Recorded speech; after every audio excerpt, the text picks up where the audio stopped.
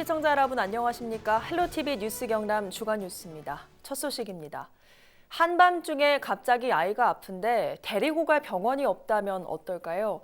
요즘 세상에 그런 일이 어딨어라고 생각하시겠지만 바로 인근 합천에서 벌어지고 있는 일입니다. 구지은 기자의 보도입니다.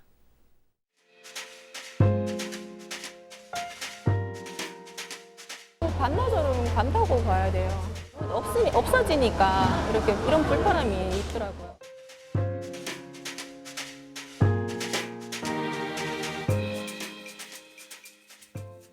합천에 사는 30대 김모 씨는 오늘도 8살 아들과 함께 이른 아침부터 버스터미널을 찾았습니다. 얼마 전 뇌수막염 진단을 받고 입원했던 아들의 병원 진료를 위해서입니다. 모자가 탄 버스는 대구행. 인근에 마땅히 찾아갈 소아과 병원이 없었기 때문입니다. 밤새 고열과 구토로 아팠던 아들을 데리고 먼 대구의 병원에 가야 하는 김 씨는 안타깝습니다. 그러니까 얘들이 아플 때에는 응급실을 가도 어른들 상대니까 아무래도 소아 담당 의사 선생님이 없으시죠. 그렇다 보니까 그냥 거기서 일반 기본적인 처치만 받고 그 다음날 다시 재방문을 해야 되는 경우가 있어요, 지금. 대중교통을 이용했을 때 합천에서 대구 병원까지 이동하는 데 걸리는 시간만 왕복 3시간. 진료 대기 시간과 진료 시간까지 더하면 하루 반나절이 지나가는 건 예산일도 아닙니다. 비용도 만만치 않습니다. 시간이라고 할 것도 없어요. 그냥 하루 반나절은 간다고 봐야 돼요. 지금 아침에 그렇게 일찍 일어나서 가도 한 대구까지 1시간 걸리니까 거기서도 바로 진료를 볼 수 있는 게 아니고 또 기다렸다가 대기 타고 뭐 약 타고 이렇게 오면은 바로 오전은 거의 반 시간은 다 간다고 봐야 되죠. 2, 3만 원은 깨진다고 이렇게 보죠. 병원비는 여기 올라가는 진료비밖에 안 나, 그 차비밖에 안 나와요. 이 병원에서 멀리 합천에서 온 아동 환자를 만나는 것은 이제 낯선 일이 아닙니다. 타 지역에는 소아병동이 이제 입원이 가능한 곳이 적은 걸로 알고 있어요. 그리고 제가 합천에서 넘어오면 제가 그 경로에 있고 인원수가 줄고 있어요. 소아들의. 그게 제일 큰 건가요. 합천에서 대구로 원정 진료를 가야 하는 상황이 발생한 건 지난달 초 합천의 유일한 소아과가 경영상의 이유로 문을 닫았기 때문입니다. 합천 지역 40여 곳의 병의원 중 아동 환자만을 전문적으로 보는 의료기관은 이제 단 한 곳도 없습니다. 합천구는 당장 병원 신설을 지원하는 것도 전문 인력을 확보하는 것도 어렵다는 입장입니다. 지금 상황에서는 저희들이 어떻게 할 수는 없는데 2020년에 우리가 공보위를 소아과 공보위가 좀 올 수 있도록 저희들은 대각도로 이렇게 노력을 할 거고 지금 당장 우리가 탁탁 답이 나올 수 있는 그런 상황은 아니기 때문에 합천에 거주하는 10살 이하 아동의 수만 2천여 명이 넘는 상황. 아이를 위한 가장 기본적인 의료기관마저 자리 잡지 못하면서 인구 소멸의 바람이 더 거세지진 않을지 우려의 목소리가 커지고 있습니다. 헬로티비 뉴스 구지은입니다. 8월에만 2차례 슈퍼문이 뜹니다. 여름철 저기압 특성으로 10년 중 해수면이 가장 높게 상승하는 만큼 침수 피해는 물론 휴가철 피서객들은 안전에 유의하셔야겠습니다. 송국회 기자입니다. 지구와 달의 거리가 최대로 가까워져 달이 평소보다 크게 보이는 현상인 슈퍼문. 8월에만 1일부터 4일, 30일부터 9월 2일까지 2차례나 뜹니다. 이색적인 볼거리지만 해안가 저지대는 초긴장 상태입니다. 달이 가까워지는 만큼 바닷물을 끌어당기는 힘도 커져 이 기간 해수면의 높이도 최고조에 달하기 때문입니다. 만일 풍랑이나 강풍이 동반되면 범람이나 역류의 가능성은 어느 때보다 높습니다. 마산에서 18명의 사망자를 낸 태풍 매미나 도로와 상가를 삼킨 차바 역시 만조와 맞물려 피해가 컸습니다. 물은 금방 들어와. 얼마나 급하게 들어오는지 착착착착 올라가고 닫던 데가 하나도 없어. 여름은 막 집이 완전히 산더미야, 쓰레기가. 그래가지고 다. 문제는 슈퍼문 기간 경남 지역 해수면이 더 높아진다는 점입니다. 국립해양조사원은 침수 위험 4단계 중 마산만에는 두 번째로 높은 경계 단계를, 통영에는 주의 단계를 예고했습니다. 마산의 경우 8월 초인 2일 밤 10시에 해수면 높이가 2m 21cm로 가장 높을 것으로 예측되며 8월 말인 31일에도 밤 10시쯤 비슷한 수위로 예측이 됩니다. 또한 마산 외에 통영 등 남해안은 야간에서 새벽 시간대에 해수면이 평소보다 높아지게 되므로 야간 바다 활동은 자제해 주시고 슈퍼문이 뜨면 평소보다 빨리 물이 빠지고 빠르고 높게 차오르는 만큼 낚시나 피서객들은 고립되지 않도록 주의해야 합니다. 해안가 저지대에서는 범람이나 침수 피해에 적극 대비해야 합니다. 헬로티비 뉴스 송국희입니다. 여름과 겨울방학, 휴가철이 겹치는 이맘때면 헌혈자가 크게 줄면서 혈액수급에 비상이 걸립니다.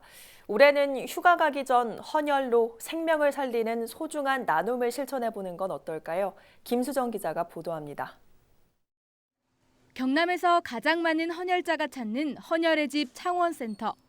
보통 평일에는 80명, 주말에는 100명 이상이 찾고 있지만 지난달 중순 이후부터 한산한 분위기입니다. 헌혈자 대부분을 차지하는 학생들의 방학에다 직장인의 휴가철까지 겹쳤기 때문입니다. 휴가철이고 또 하절기에 헌혈하시는 분들이 좀 많이 감소해서 지금 혈액 수급 상황이 굉장히 어려운 상황입니다. 평소보다 오시는 분들이 많이 줄어서요. 지금 많이 걱정되고 있습니다. 경남의 전체 혈액 보유량은 1일 오후 기준 적정 수준인 5일을 겨우 넘긴 5.1일, A형과 O형은 3.6일에 불과합니다. 특히 누구에게나 수혈할 수 있는 O형은 계속해서 부족 현상이 나타나고 있습니다. 이맘때쯤이면 항상 혈액이 상당히 좀 부족합니다. 환자들의 생명을 살리는 아주 소중한 일입니다. 휴가 가기 전에 반드시 헌혈에 참여하시고 가시기 바랍니다. 휴가철이 끝나더라도 해외여행 후 한 달간은 헌혈을 할 수 없기 때문에 당분간 혈액 부족 현상이 지속될 것으로 전망됩니다. 대한적십자사 경남지사는 다양한 캠페인과 함께 군부대나 도내 시군에서 찾아가는 헌혈버스로 헌혈 참여를 독려하고 있습니다. 헬로티비 뉴스 김수정입니다.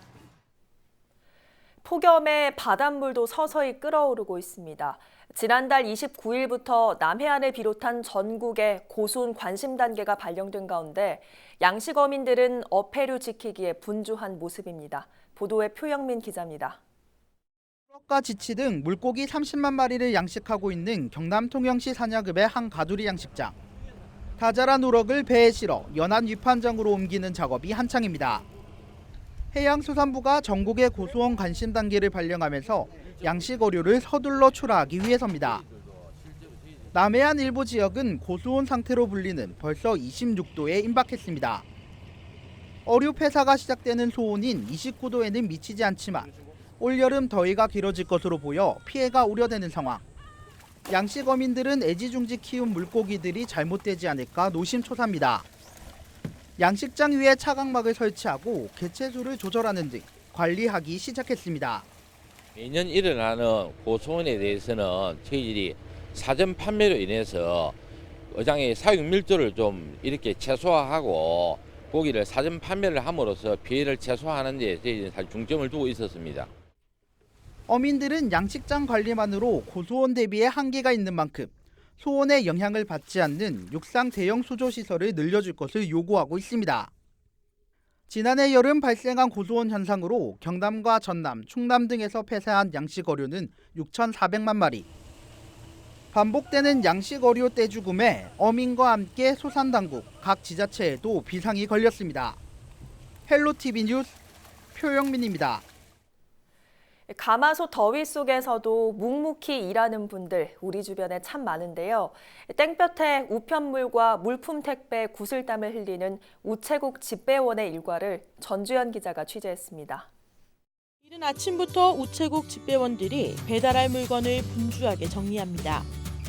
실내 작업인데도 얼굴엔 땀방울이 맺힙니다. 정리한 물건을 차에 실으면서 더위와의 본격적인 전쟁이 시작됩니다. 고객과의 약속을 지키기 위해 뜨거운 햇볕과 푹푹 찌는 가마솥 더위를 견뎌야 합니다. 아침에 출근해갖고 오후에 배달 마칠 시간까지 거기 밖에 나와 있는 시간이 길게는 6시간에서 8시간 그리 있는 사람들이 그러다 보니까 실질적으로 이 햇빛을 노출이 너무 오래되고 그다음에 그러다 보니까 이제 많이 어려운 건 사실입니다. 그러다 보니까 더위를 식혀주는 건 그나마 이동하는 동안 차 안의 에어컨뿐. 배달해야 할 물건이 쌓여 있어 땀을 식힐 여유도 없습니다. 집배원 한 명당 배달할 물건은 하루 평균 300여 개. 행여나 배달이 늦을세라 뛰고 또 뛰면 땀으로 샤워를 할 정도입니다. 우정사업본부는 폭염 대비법을 마련해 집배원들에게 당부하고 있습니다. 또 얼음 생수를 이제 매일 공급을 하고 있고, 그다음에 뭐 토시라든지 선크림, 그다음에 그늘막 모자 같은 것도 뭐 제공을 하고, 그래서 우선 건강히 좀 평소에 교육을 하면서 또 우리 직원들이 이제 그 위험에 노출되지 않도록 뭐 폭염되면은 이제는 조기 귀국을 할 수 있도록 그렇게 하고. 전국의 우체국 집배원과 택배 기사 수는 6만여 명. 이들이 맹렬한 폭염에도 지치지 않는 것은 고객이 건네는 따뜻한 말 한마디, 시원한 물 한 잔 때문입니다. 밖에 나가서 국민을 응대하고 하는 부분이 솔직히 어려운 부분도 있지만은 시민들께서 고생한다고 음료수도 주고 솔직히 시원한 물도 주시고 얼음 물도 주시고 그럴 때 많은 보람을 느끼고. 헬로티비 뉴스 전주현입니다.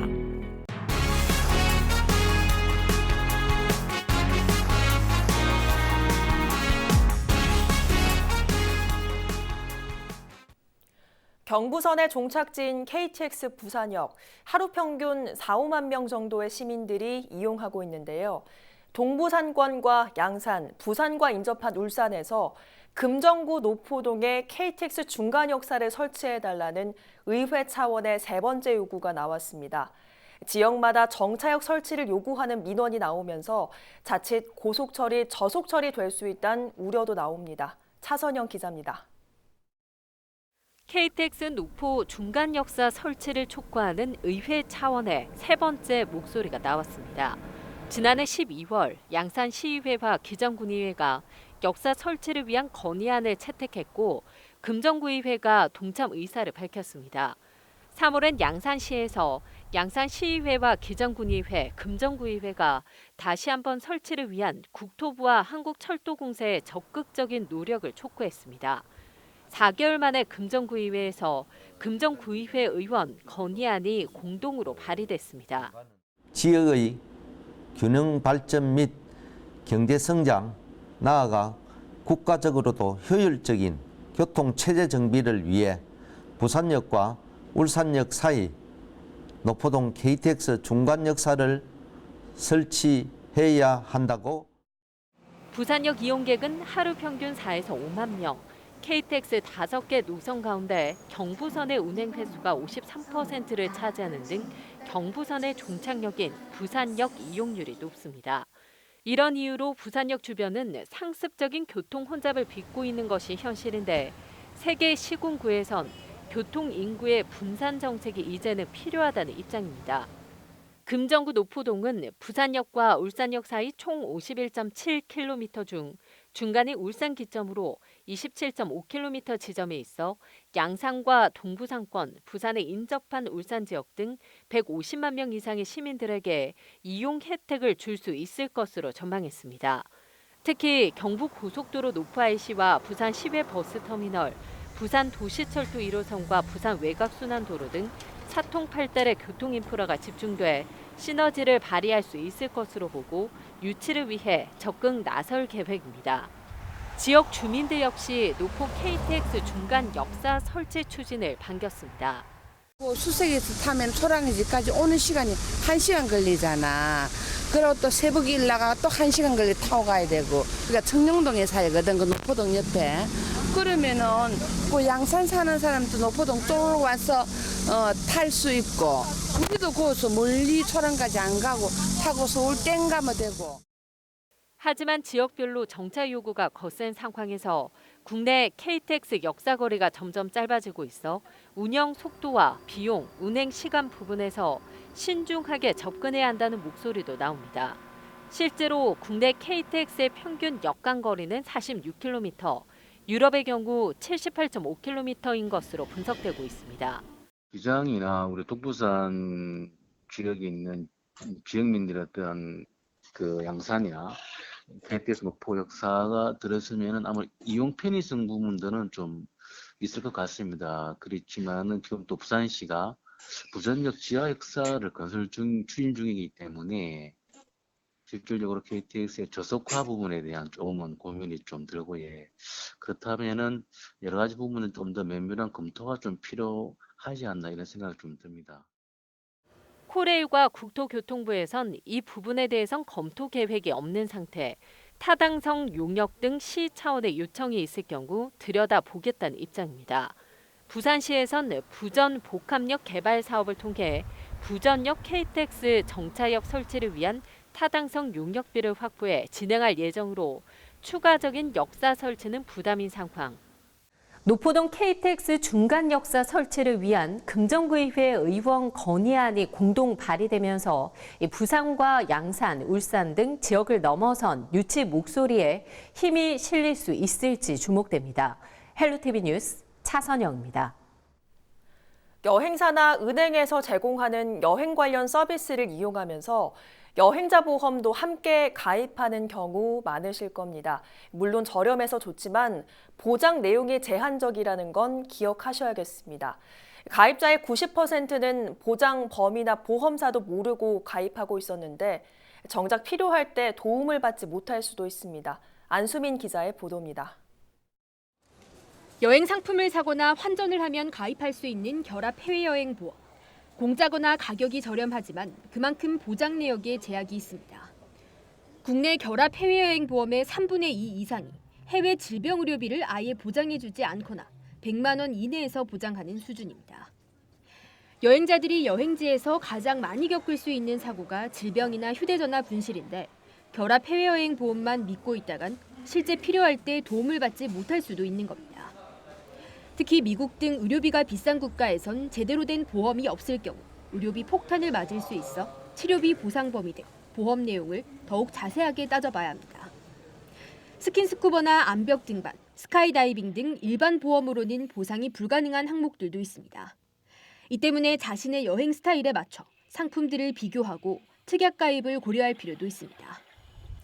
귀국 이후 보상을 받으려면 각종 증빙 서류 제출이 필수입니다. 병원에 갔다면 진단서나 영수증을, 물건을 잃어버리거나 파손했다면 도난신고 증명서, 목격자 진술서를 챙겨둬야 합니다. 현지에서 물건을 수리했다면 영수증을 보관해야 보험금을 청구할 수 있습니다. 보험 가입은 온라인으로 하는 것이 이득입니다. 온라인에선 한눈에 상품 비교가 가능하고 비용도 공항과 같은 대면 창구를 이용하는 것보다 20%가량 아낄 수 있습니다. 또 이미 국내에서 실손 의료보험에 가입한 경우 여행자 보험을 가입할 때 귀국 후 국내 치료비 지급 관련 항목을 제외하면 보험료를 절감할 수 있습니다. 헬로티비 뉴스 안수민입니다. 여름철 급성 바이러스 질환 수족구병 환자가 빠르게 늘고 있습니다. 전국적으로 지난해보다 2배 넘게 관찰됐는데요. 면역 체계가 약한 어린아이의 경우 합병증이 발생할 수도 있습니다. 예방 백신이 없는 감염병이라 무엇보다 걸리지 않도록 예방 수칙을 잘 지키는 게 중요합니다. 권수경 기자입니다. 몸에서 열이 나고 입이나 손, 발에 붉은 반점이 나타납니다. 영유아에서 주로 발생하는 수족구병 초기 증상입니다. 7일에서 10일 정도면 자연적으로 낫게 되는데 드물게 합병증이 나타날 수도 있습니다. 면역력이 약한 어린아이의 경우 뇌염이나 폐부종 등이 발생할 수도 있습니다. 이처럼 여름철 급성 바이러스 질환인 수족구병 환자가 크게 늘고 있습니다. 전국 100개 의료기관을 대상으로 지난 14일부터 일주일간 수족구병 증상을 보인 환자는 1000명당 65.9명으로 집계됐습니다. 지난해 같은 기간과 비교해 2배 이상 증가했습니다. 수족구병은 현재 예방 백신이 없는 감염병입니다. 침이나 콧물 등 감염된 사람의 분비물, 오염된 물건을 만지는 경우 감염될 수 있습니다. 특히 집단 생활을 하는 어린이집이나 유치원에서 빠르게 전파될 수 있습니다. 아이들에게 올바른 순식기 교육을 철저하게 시키는 것이 매우 중요하고, 그리고 어린이집이나 이런 집단 생활을 하는 곳에서는 장난감이라든지 놀이기구들을 철저히 소독을 하거나 위생관리를 하는 것이 중요하겠습니다. 보건당국은 의심 증상이 나타나면 빠르게 병원을 찾아야 한다고 조언합니다. 헬로티비 뉴스 권수경입니다.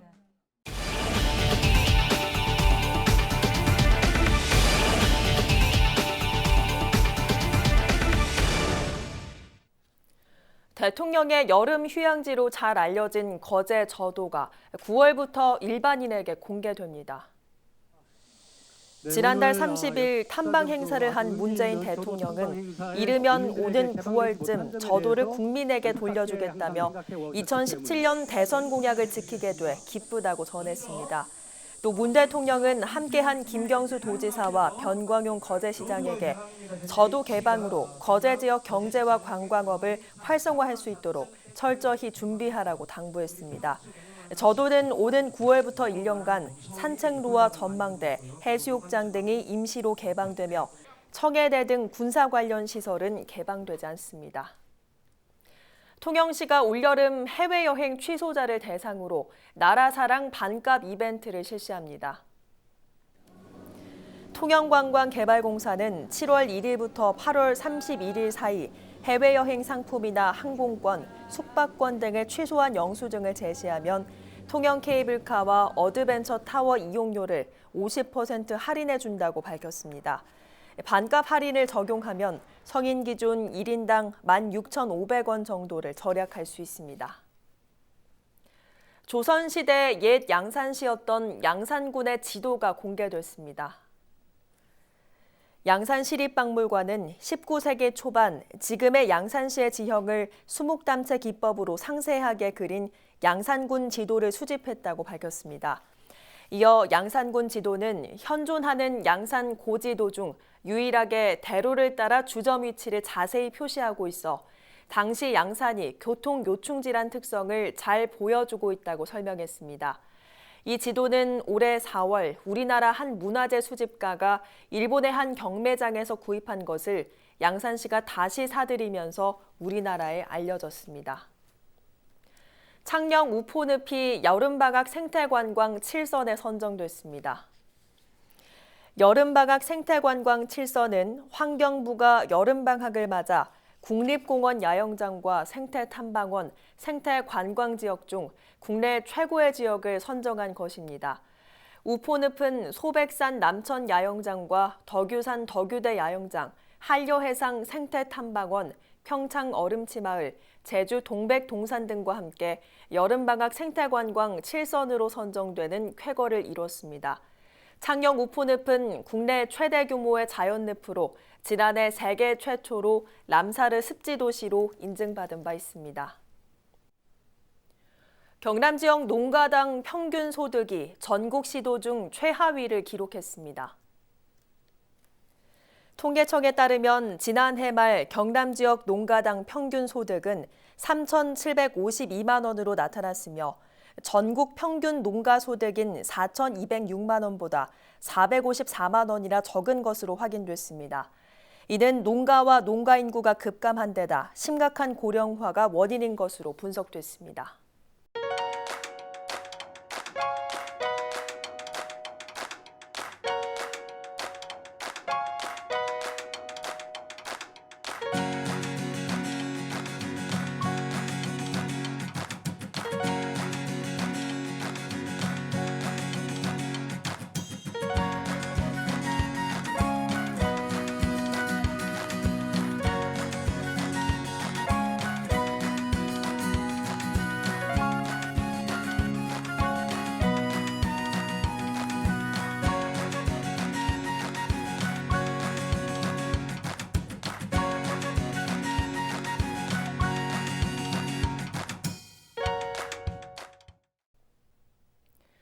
오늘 뉴스는 유튜브 채널 CJ 헬로 경남방송에서 다시 보실 수 있습니다. 이상으로 뉴스를 마칩니다. 저희는 늘 지영민 곁에 있겠습니다. 고맙습니다.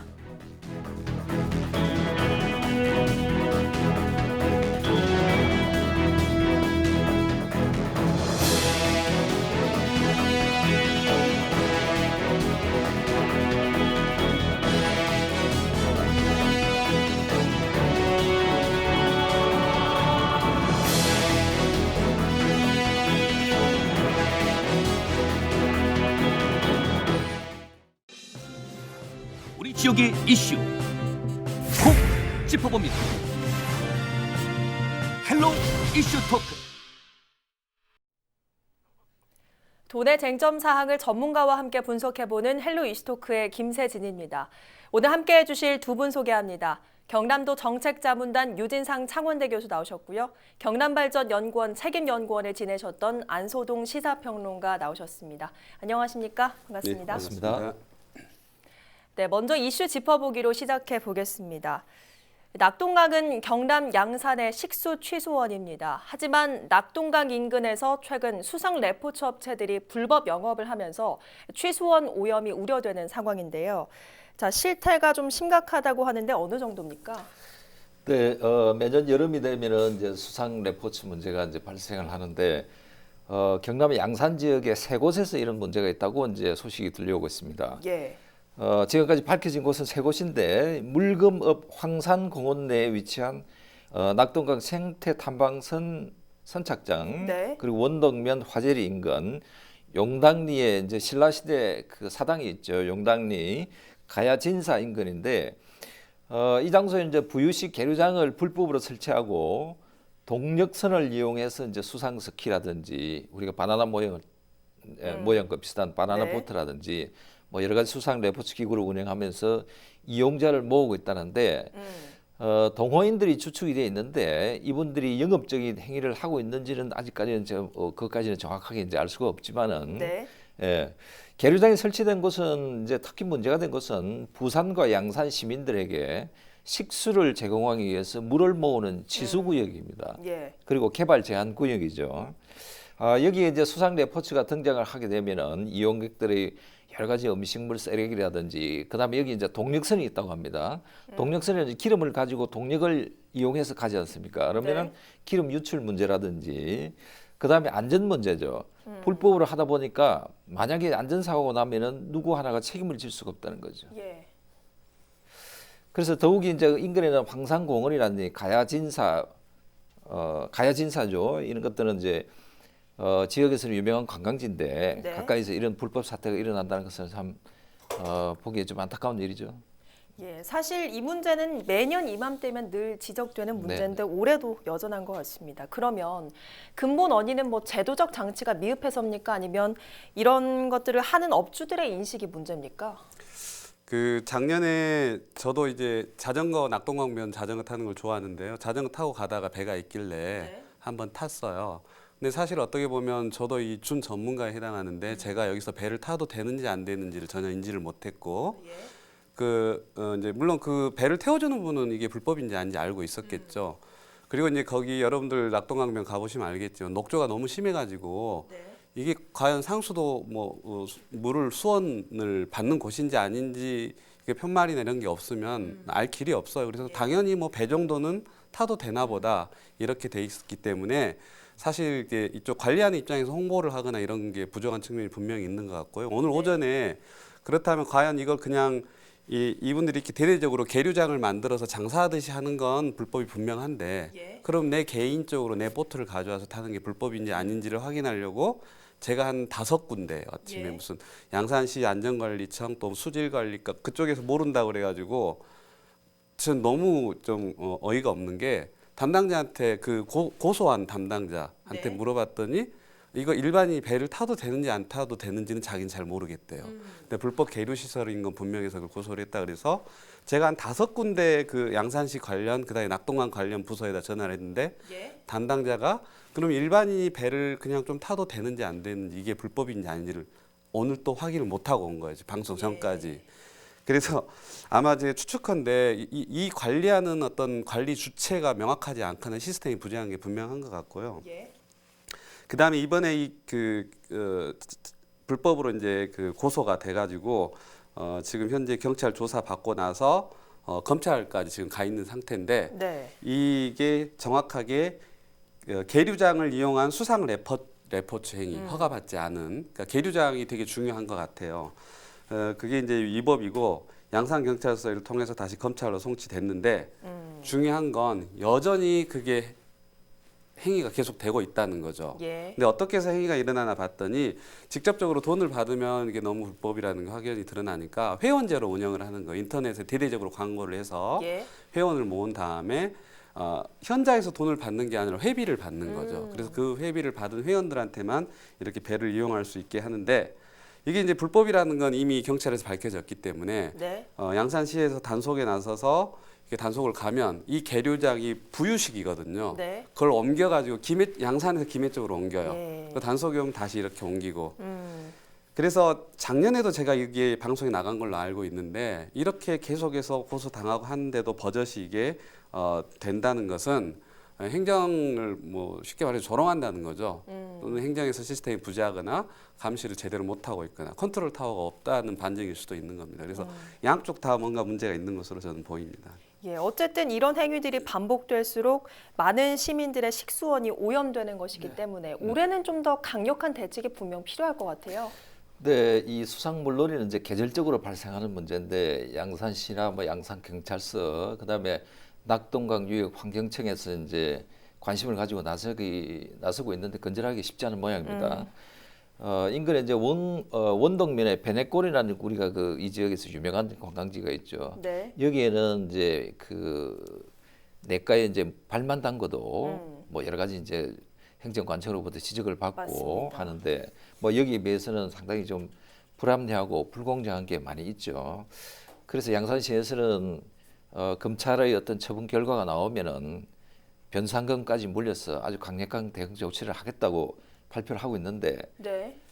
뭐 이것은 하나의 뭐 행정의 구속적인 조치죠. 이게 이제 미리 얘기는 됐고 또 수년 전부터 이런 게 상당히 많지 않습니까 주위에. 그래서 양산시에서는 이런 불법적인 행위가 일어나지 않도록 좀 선제적으로 미리 좀 대응적인 행정을 좀 펼쳐야 되는데 그게 좀 안타깝죠. 예.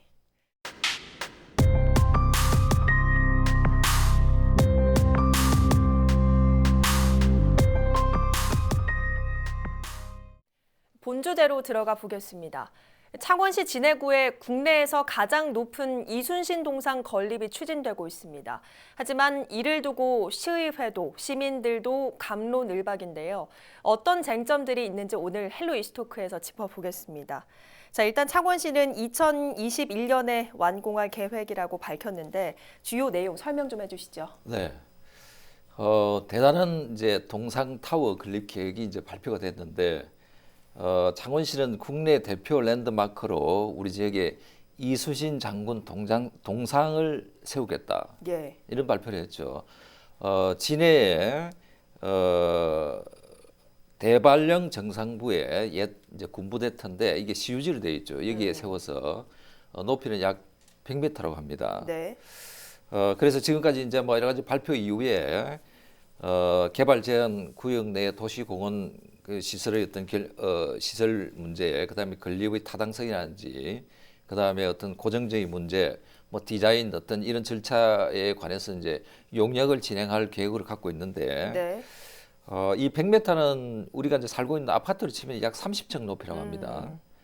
인근 진해 이제 해양공원에 솔라 타워가 130m인데 네. 이것과 비교하면은 굉장히 큰 동상이라고 볼 수 있죠. 그래서 이 용어를 이제 동상이라 표현 안 하고 네. 이순신 장군 타워라고 이렇게 이제 예. 이 높이가 워낙 높다 보니까 이렇게 표현을 하고 있는 것 같습니다. 예, 근데 이 창원시의회에서 이 계획이 너무 구체적이지 않다 이런 지적이 나왔어요. 유 교수님께서 보시기에도 그렇습니까? 일단 결론부터 말씀드리면 가성비가 좀 떨어지는 예. 계획 같아요. 200억이라는 돈을 투자해서 과연 그만큼의 어떤 시민들 즐겁게 하거나 효과가 있을지 조금 의문이 되고, 우선 왜 이런 유혹들에 자꾸 지역이 흔들리는지를 먼저 살펴봐야 되는데, 네. 그럴 만한 이유는 충분합니다. 원래 진해가 이제 웅천이라는 곳인데 이순신 장군의 훈련하고 보급 기지였고 네. 해전을 많이 승리했던 곳이에요. 그리고 또 진해는 여러분 아시다시피 일본이 군사 목적으로 도시 계획을 해서 했고 진해의 상당 부분이 그 흔적이 고스란히 남아 있고 일본 패망 후에는 해군사관학교하고 해군 교육사령부도 있어서 우리 해군의 메카고. 네. 그래서 이제 그런 데다가 이제 결과물로 보면 또 북원 노탈의 이순신 장군 우리나라 최초의 동상이거든요. 네. 이순신 장군이 서 있고 김구 선생님 친필시가 있고 하는 여러 가지 어떤 그 상황들을 보면 굉장히 뭔가 이런 유혹에 빠지기 쉬운 조건이에요. 일본의 잔재로 이루어진 도시이긴 한데 이걸 극일하고 싶은 욕망, 뭔가 극복하고 싶은 욕망들이 항상 내재되어 있는 거죠. 근데 이제 현실을 좀 살펴보면 진해가 굉장히 풍광이 좋고 아름다운 곳인데 최근에 130m짜리 솔라타워 해양공원에 이제 만들었단 말이에요. 근데 그 건물 보면 마치 속빈 강정 같아요. 비어있는 공간들이 되게 많고 사실 그 저 위에 올라가기까지는 효율성이 굉장히 떨어져요. 전망탑 제외하고. 근데 그 바로 옆에 얼마 전에 짚라인을 하겠다고 또 높은 그 타워를 세웠는데 그게 지금 원래 65m에서 해군에서 우리 군함 지나가려면 99m가 돼야 된다 해서 중간에 설계 변경이 돼서 지금 1년이나 또 개장이 지체가 되고 있잖아요. 그러니까 그만큼 준비를 안 한 거죠. 안 한 데다가 제가 이제 어떤 건축적으로 봤을 때 아주 높은 타워 2개가 이렇게 나란히 있을 필요가 없고 그 해양 솔라타워를 조금 보강해서 리모델링해서 했으면 괜찮을 텐데 그 보기 싫은 타워가 이게 2개나 나란히 있는 굉장히 어떤 낭비적인 요소가 많은데 그런 게 재현될 가능성이 굉장히 많다는 거죠. 왜냐하면 준비가 충분하지 않기 때문에. 그래서 이제 제가 하고 싶은 이야기는 랜드마크를 할 수도 있어요. 하지만 그 랜드마크에 들어갈 컨텐츠가 먼저라는 거죠. 예를 들면 여수가 지금 요즘 뜨고 있는 이유가 낭만 포차, 낭만 버스킹, 낭만 버스 이거 다 소프트웨어잖아요. 해양 그 레포츠 했던 엑스포 건물 때문에 뜨는 게 아니라 그것들 때문에 사람들이 몰려가고 있는 거거든요. 그리고 미국에 있는 자유여신상 자꾸 이야기하는데 자유여신상도 가본 분은 아시겠지만 한 번 보고 나면 아 멋있네 하고 2번 가지는 않습니다. 근데 그것들이 계속해서 스토리를 만들어주고 하기 때문에 사랑받는 곳이 되는 거고 그다음에 지자체장들이 가장 많이 가는 곳이 그 스페인 빌바오의 구겐하임이라는 곳인데 랜드마크로 가장 유명한 곳이에요. 성공했죠. 하지만 뭘 놓치고 있냐면 그 전에 이미 보행자들 천국을 만들고 그 지역 주민들을 위한 SOC 사업을 해서 좀 난간이나 예쁜 가로등을 다 설치하고 공원을 만들어 놓고 그다음에 주민들의 소득 수준이나 질이 높아지니까 그때 그러고 나서 랜드마크를 만들었기 때문에 성공한 거거든요. 그래서 제가 이번 그 이순신 장군 세계 최대의 크기의 동상을 만들겠다고 지금 하고 있는데 순서가 좀 바뀐 것 같아요. 정 필요하면 할 수도 있죠.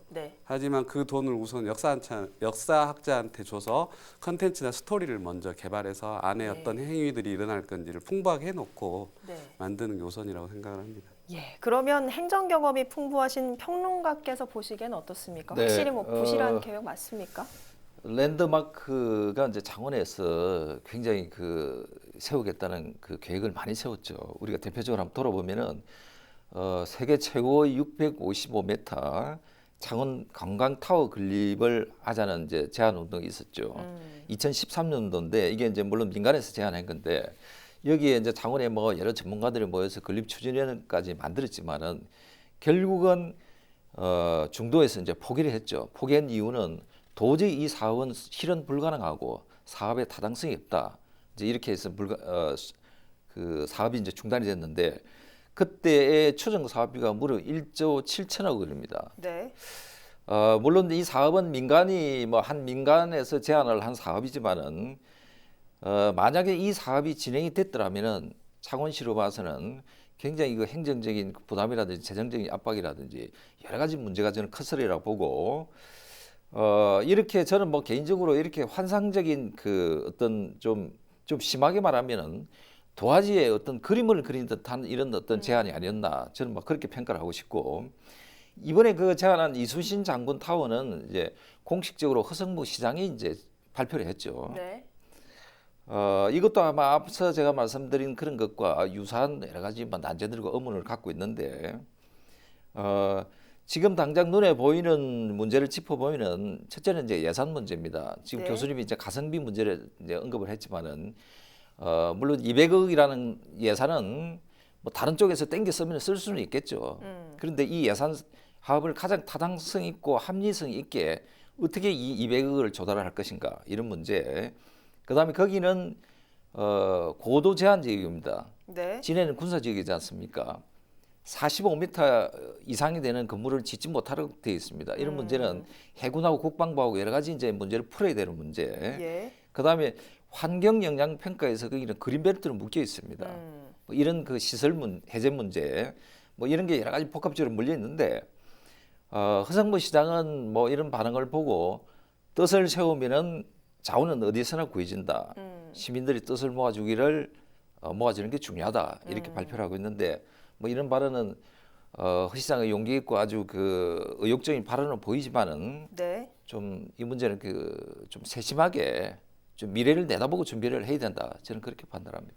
예, 예산부터 뭐 고도 제한까지 정말 현실적으로 가능한 사업인가 이런 의문이 드는데 창원시의회에서도 좀 비현실적으로 보고 있다면서요? 네, 창원시의회에서 정부 이제 어찌됐든 허성무 시장이 친정부고 이제 라인이 많이 닿아 있기 때문에 정부에서 막연하게 도와줄 거라고 생각하는 건 오산이다. 예. 그리고 아까 말한 대로 45m 고도 제한이 있는데 심지어 그 사업 구역이 해군기지 사령부 그 비행장 근처에 네. 그 해군 사령부의 땅 안에 있는 거예요. 그러니까 예. 해결해야 될 문제가 너무 많기 때문에 구체적 계획이나 실현 가능성 고민 없이 했다는 지금 비판들을 쏟아내고 있고요.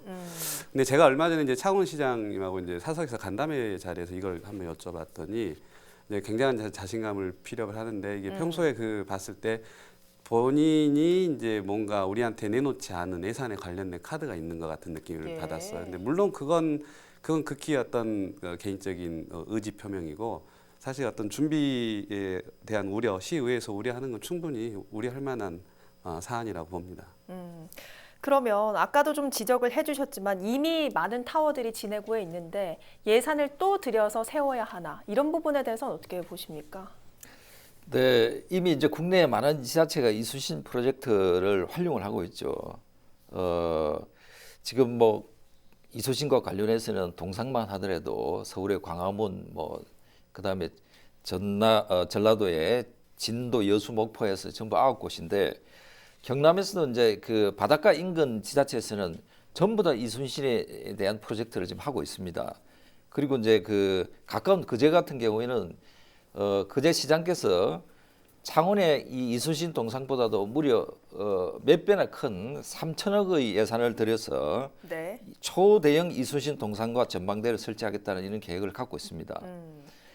창원시가 안고 있는 가장 큰 문제는 대형 사업들이 어떤 표류하거나 실패했다는 데 있습니다. 특히 진해의 예를 들면은 2013년도에 창원 관광타워, 네. 그다음에 2017년도에 진해 벚꽃 케이블카, 그리고 진해 펜션 단지 에코힐링 타운이라든지 그다음에 남포 유원지 리조트 개발, 이 이제 무산이 되었죠 전부 다. 예. 그다음에 최근에 이제 웅동 복합 레저 단지와 명동 마리나항 이런 개발들이 원래 사업보다 축소가 되어서 지금 진행 중에 있습니다. 네. 그래서 우리가 이제 특히 진해 지역에 이런 사업들이 지금 어떠한 평가를 받고 있냐면은 전부 다 주먹구구식이었다. 그다음에 구체성이 없다. 예. 이런 평가를 받고 있는데 이수신 타워도 이런 평가를 받고 있다는 것을 우리 창원시가 분명히 알아야 된다. 저는 그렇게 판단합니다. 예, 말씀처럼 뭐 진해구의 경우에는 솔라 타워, 짚라인 이런 것들이 추진되고 있는데 여러 가지 좀 투자에 비해서 성과는 미미하다 이런 평가들이 있습니다. 그러면 관광 산업에 대해서 좀 속도 조절을 할 필요성은 없겠습니까? 전에 제가 글을 쓴 것 중에서도 관광 신드롬, 마치 관광이 모든 걸 우리 지역을 살릴 것 같은 그 조금 허상에 많이 이렇게 좌우되는데 그 잘된 관광지들은 먼저 주민들을 살기 편하게 해서 네. 그 주민들이 발벗고 나서서 자기 관광지를 홍보하고 가꾸고 했을 때 성공하는 건데 지금 진해는 지금 주민들이 요구하는 여러 가지 기본적인 생활 SOC라든지 환경이 아주 수준이 낮은 단계이기 때문에 네. 제가 볼 때는 관광 산업도 필요하지만 속도 조절을 해서 먼저 어떤 게 선행돼야 되는지를 조금 지자체장들이 좀 알아줬으면 좋겠고요. 그다음에 진해는 아까 이순신 장군 해전 승리한 것이라든지 또 김구 선생님과 이순신 장군의 관계, 네. 그리고 진해 그 군항을 만들었던 일본의 도고 헤이아치로라는 사람이 제일 존경하는 사람이 이순신 장군이에요. 그랬기 때문에 이곳은 틀림없이 군항으로 성공한다는 확신을 가지고 만들었다. 이런 이야기들 또 여러분들 모르잖아요. 전혀 우리 지역 이야기지만 이런 것들이 없는 상태에서 소프트웨어가 아직 탄탄하지 않은 상태에서 하드웨어가 나오는 것은 뭐 조금 속도 조절이 필요하다고 봅니다. 예, 정말 동상 건립보다 주민들의 목소리에 좀 더 귀 기울였으면 좋겠다는 생각이 듭니다. 동상이란 시민뿐만 아니라 이를 보게 되는 모든 이의 공감이 있어야 우러러볼 가치가 생깁니다. 이번 이순신 동상 건립 사업은 그저 떠들썩한 화제거리가 아닌 지역민의 공감대를 바탕으로 추진돼야 함을 다시 확인해 봅니다. 오늘 헬로 이슈 토크 여기서 마칩니다. 함께해 주신 여러분 고맙습니다.